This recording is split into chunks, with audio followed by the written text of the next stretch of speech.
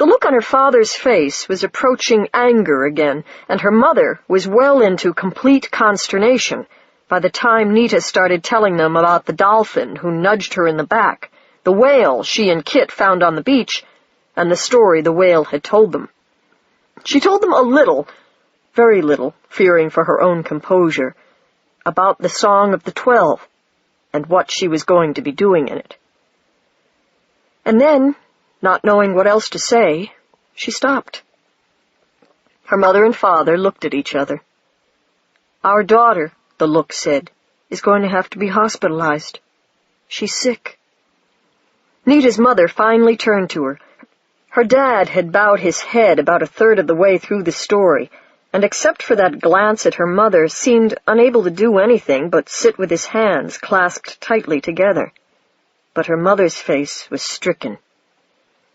"Nita," she said, very gently, but her voice was shaking like the tightly clasped hands of the man beside her. "You don't have to make up stories like this to keep us from being angry with you." Nita's mouth fell open. "Mom," she said, "are you trying to say you don't believe me?" "Nita," her father said. His eyes were haunted, and his attempt to keep his voice sounding normal was failing miserably. "Give us a break. How are we supposed to believe a crazy story like this? Maybe you've got Kit believing it." He broke off, as if wanting to find a way to explain all this, something reasonable. "I guess it's understandable. He's younger than you." Nita glanced over at Kit for the first time in a while and gulped. His annoyed look brought the sperm whale battle cry scraping through her memories again. "I'll tell you how you're supposed to believe it," Kit said. Nita's mother and father looked at him. Kit was suddenly sitting a little taller in the chair. And taller still, though he didn't move a muscle. And taller, until Nita could see that Kit's seat and the seat of the chair no longer had much to do with each other. He was hovering about 2 feet in the air. "Like this," Kit said. Holding her breath, Nita looked from Kit to her parents. They stared at Kit, their faces absolutely unmoved, as if waiting for something. Kit glanced over at Nita, shrugged, and kept floating up until he was sitting 6 feet or so above the floor. "Well," he said. They didn't move a muscle. "Harry," Nita's mother said then, after what seemed forever. He didn't say a thing. "Harry," her mother said, "I hate to admit it, but I think all this has gotten to me." Nita's father simply kept looking at the chair. Then, ever so slowly, he leaned his head back and looked up at Kit. "Hypnosis," Nita's father said. "Bull," Kit said. "When did I hypnotize you?" Nita's father didn't say anything. "I haven't said a thing," Kit said. "If I hypnotized you without lights or words or anything, that's a pretty good trick, isn't it? You two better talk to each other and see if you're seeing the same thing. If you aren't, maybe I did hypnotize you. But if you are—" Nita's mother and father looked away from Kit with some effort. "Betty," said Nita's father. Neither of them said anything further for a few seconds. "Harry," her mother said at last, "if I told you that I saw Kit—" She stopped and swallowed. Then she started again, and the same feeling that had shaken Nita earlier about Kit took hold of her and shook her about her mother. Evidently bravery came in odd forms and out of unexpected places. "If I told you that I saw Kit not sitting in the chair anymore," her mother said, all at once and in a rush. Then her voice gave out on her. "Above it," her dad said, and that was all he could manage. They stared at each other. "You got it," Kit said. Nita's dad broke away from looking at her mother and glared at Nita instead. "Hypnosis," her father said. "There's no other explanation." "Yes, there is," Nita hollered at him, waving her arms in frustration. "But you don't want to admit it." "Nita," her mother said. "Sorry," Nita said. "Look, Kit, this isn't going to do it. We need something more impressive." She got up. "Come on," she said. "Outside. It's my turn." Nita yanked the front door open and ran outside, up the dune and down its far side toward the beach. There was a long pause before she heard the sound of footsteps following her down the wooden stairs. Shock, she thought, feeling both pity and amusement. If only there was some easier way. But there wasn't. She made it down to the beach, picked the spot she wanted, then stood and waited for them to arrive. First her mother, then her father, came clambering up the dune and slid down its far side to stand on the beach and stare up and down it, looking for her. Then Kit appeared beside them in a small clap of air that startled her mother so badly she jumped. Her father stared. "Sorry," Kit said. "I should have warned you." He was still sitting cross-legged in the air, and Nita noticed that he didn't sound very sorry either. "Oh, Lord," said Nita's father at the sight of Kit, and then turned resolutely away. "All right, where's Nita?" "Over here, Daddy," Nita called from where she was standing on the water, just past the line of the breakers. He stared at Nita. So did Nita's mother, who slowly went to stand beside her husband. Her voice was shaking as she said, "Harry, it could be that my eyes are just going." "Mom!" Nita shouted. "Give me a break! You both went to the eye doctor last month and you were fine." She bounced up and down on the water several times, then took a few long strides to the west, turned, and came back. "Admit it. You see me walking on water. Well, surprise, I am walking on water. Get it? It's like I told you. I'm a wizard." "Nita," her father said, walking on water is, "I know," she said. "I wouldn't want to overdo it. It makes my legs hurt." Nita trotted back in to shore, taking a last hop onto the curl of a flattening breaker and letting it push her up onto the beach and strand her there, a few feet in front of them. Kit uncrossed his legs, got his feet back on the ground, and came to stand beside her. "So what else would you like to see?" he said. Her parents looked at each other, then down at the two of them. "Look, Kit, Nita," her father said unhappily. "It's not a question of what we'd like to see. At this point, I'm sure you two could get us to see anything you wanted to, heaven knows how. But that's not the point. This can't be... None of this is real." "Wanna bet?" Kit said softly.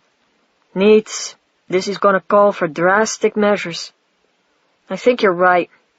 Well, let's see what the manual says about this. Book, please," she said, thinking the 6 words of a spell she knew by heart and putting her hand out. Another small clap of air, about as noisy as a cap going off, and her wizard's manual dropped into her hand. Her mother goggled.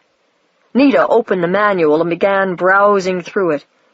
"Let's see." "You two just stop making things pop in and out for a moment and listen to me," Nita's mother said all of a sudden. "Nita, I want to know where this power came from. You two haven't made a pact with...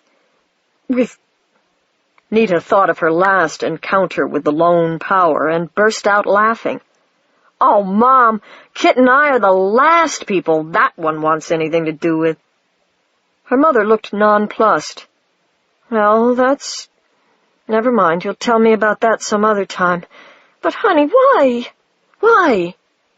"You mean, why are there wizards? Or why are we wizards?" Nita said. "Or do you really mean, what's in it for us?" "Yes," her mother said, sounding lost. Nita and Kit looked at each other, and Kit shook his head. "We're never going to be able to explain this," he said. She agreed with him. "Only one thing we can do, I guess," Nita said, musing. "Show them?" Nita looked at Kit, and for the first time in what seemed days, a smile began to grow. "Remember that place we went a week and a half ago?" she said. "The one with the great view?" "I'll get my book," he said, grinning back, "and the string." "Don't forget the chip," Nita said, but Kit had already gone out, bang, just like a candle, and Nita was talking to empty air. She turned to her mother and father. "He went to get some supplies," she said. "Most wizardry you need things for. Raw materials, kind of." "Fine, honey," her mother said. "But does he have to keep appearing and disappearing like that?" "It's faster than walking," Nita said, "and we haven't got all night. He and I are going to have to be out early again tomorrow morning." "Nita," said her father. She went to him and put her arms around him. "Please, Dad," she said, "let it be for a little while. We told you why, but you have to feel this first. It won't make sense unless you do. In fact, it may never make sense. Just trust me." Kit popped back out of nothing, making Nita's mother jump again. "Sorry, Mrs. Callahan," he said. "It's fun, that's all. It's a beam-me-up Scotty spell. So's this one we're going to do, just a little more involved." He dropped the necessary supplies on the sand, a small coil of cord, an old silicon chip salvaged from a broken pocket calculator, a gray stone. Then he started going through his own manual. Nita looked down at the stone Kit had brought. "Good idea," she said. "Shorthand, huh? It remembers the way. Should save some work. Good thing, too. We've got 2 more sets of variables this time. Get the figures for me, will you?" "Right." Nita held out her book a bit as she went through it so that her mother and father could look over her shoulder. "See, Mom? Dad? It's just an instruction manual, like I said." "I can't read it," her father said, staring at the graceful strokes of the written form of the speech. "What is it, Arabic?" "No," she said, "no earthly language. At least, not strictly earthly. A lot of the forces we work with don't have names in any language on Earth, or they only have vague ones. You can't be vague about magic." "Good way to get killed," Kit said from where he knelt in the sand, scribbling with a stick and sounding cheerful. "Mr. Callahan, Mrs. Callahan, don't step on any of these things I'm writing in the sand, or we'll all be in big trouble. Mrs. Callahan, what's your birthday?" "April 28th, said Nita's mother. "Mr. Callahan?" "July 7th, said Nita's father. "Neats, how big a circle?" "Half a second," Nita said. "Brighter," she said to her manual. Its pages began to glow softly in the dark. "Okay, here we are. 4 of us. About a cubic foot of air for each breath. Allow for excitement, say 30 breaths a minute. Times 4. She turned to another page. "Start," she said, and heard over her shoulder her mother's quick intake of breath as the page Nita had opened to abruptly went blank. "Print 120 times 4. A set of characters appeared. "Okay, print 480 times 20. "Good. Print 9600 divided by 3. "Great. Cubic meters, oh crap. Kit, what's the volume of a cylinder again?" "V equals pi times r squared times the height." "That's it. Now, how did I do this before?" Nita chewed her lip a little, thinking. "Okay," she said to the book. "Print 3.1417 times, 30. A figure flickered at her. "No, that is not a number," she said to the book. "Times 30, and don't get cute with me." "Okay, print square root parenthesis 3200 divided by 94.251 close parentheses." "Great. End. Kit, make it 36 feet wide." "Got it," Kit said. "Mrs. Callahan, would you stand on this string, please? And whatever happens, don't go near the edge of the circle after I close it." He started to walk around them all, using Mrs. Callahan and the long knotted string as a compass. "Neats, come check your name. And theirs. They can't do it." She stepped over to the circle and made sure that the speech characters describing herself and her parents were correct, then glanced over Kit's, too, for safety's sake. Everything was in order. Kit finished the circle he was making in the sand, closed it with the figure-8 design called a wizard's knot, and stood up. "All set," Nita said. "Then let's go." He opened his book. Nita went looking for the page in hers on which the spell was written. "It's a read spell," Nita said to her mother and father.